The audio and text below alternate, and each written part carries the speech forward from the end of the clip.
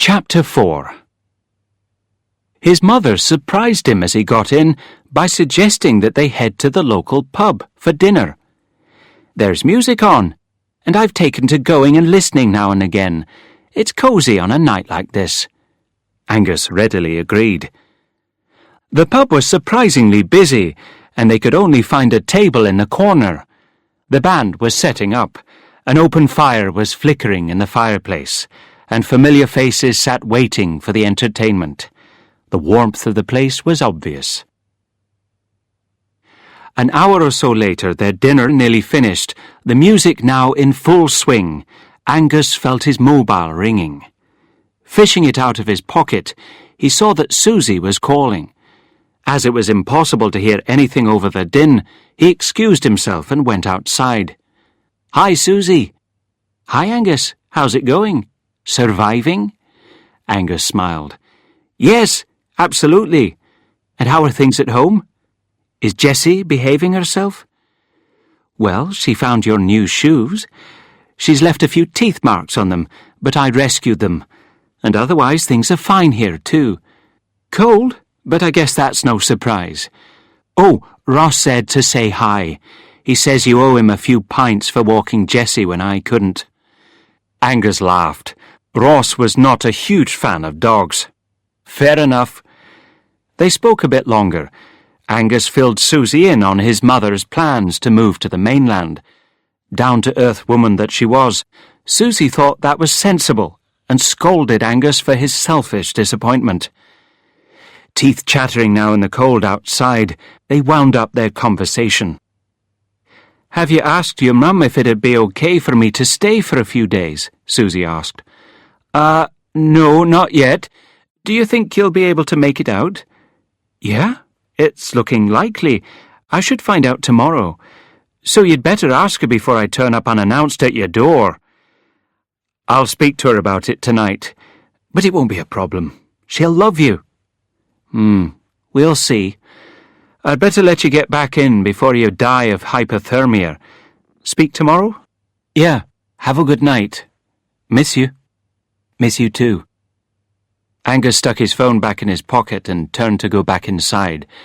As he did so, he caught sight of Stephen McLeod getting into his car, which was parked outside the local garage. A young man was standing beside him.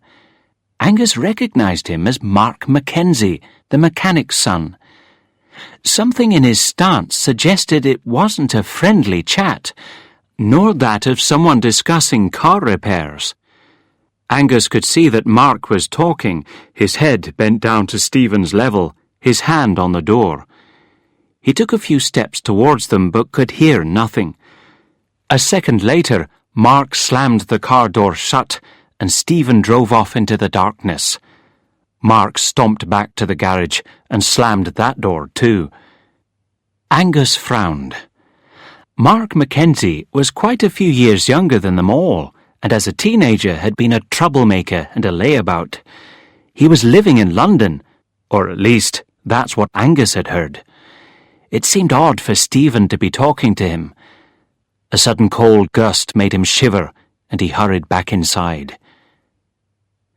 There he found a small group tipsily dancing a reel. Tables had been cleared and pushed back to make room for them. Other patrons were tapping their feet, and the sweat was pouring down the face of the fiddler. As he sat back down beside his mum, he noticed her hand moving in time to the music, and they both watched as the dancers were joined by more and more people. His mum shouted in his ear that the music nights often ended like this, and after that the noise made conversation impossible. At around midnight, only the hardiest of souls were still going. Angus was settling their tab and making ready to leave, when the door opened to reveal the local doctor, wet and dishevelled. He made his way to the bar and slowly, as people noticed him, the rest of the pub fell silent. Everyone knew the doctor and where he had been that evening. A few had been there when Stuart had collected him earlier. Now that the doctor had reappeared, his face grim, everyone knew what it meant. The landlord poured him a whisky, and the locals discreetly moved closer. Mrs. Muir spoke first. "So, Doctor, is old MacLeod—" Dr. Jameson just nodded and took a gulp of whiskey. "Aye, about an hour ago, in his sleep, with his son by his side." There was an emphasis on the son, and his look of disapproval was noted by everyone. Angus wondered about how Stephen must have felt when he arrived home to find his father had passed away. He felt sorry for him. Whatever people said, he didn't deserve that. Unsurprisingly, this news put an end to the merriment, and though the band started again, it was a lament they chose. The people in the pub spoke amongst themselves as Angus and his mother took their leave. They were quiet on the walk home, braced against the cold and wind. They were grateful that the weather didn't allow for conversation, so they could be alone with their own thoughts.